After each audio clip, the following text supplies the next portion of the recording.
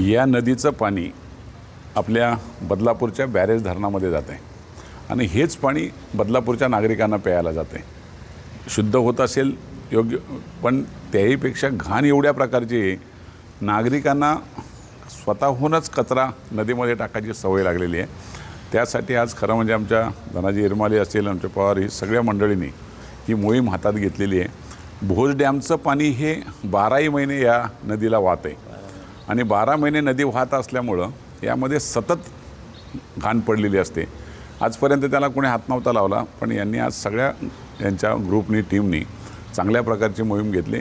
गाळ काढण्याचा पण JCB टाकून पूर्ण नदीतला गाळ काढण्याचा प्रयत्न करतो आणि स्वच्छता राहावी, पाणी स्वच्छ जावं हा त्यामधला हेतू आहे। या दोन्ही बाजूला ब्रिजच्या आपण त्याच्यावर जाळ्या निर्माण करू, जेणेकरून नागरिक जाता येताना जी वरून घाण टाकून देतात त्याला जाळी मारली तर आतमध्ये पाण्यामध्ये ती पडणार नाही आणि आपोआप लोकांची ती बंदी होईल।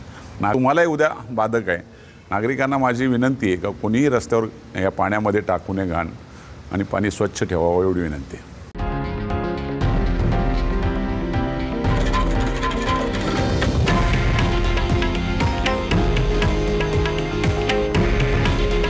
हे आहे देशातील नंबर 1 न्यूज नेटवर्क आणि आपण पाहत आहात TV9 मराठी।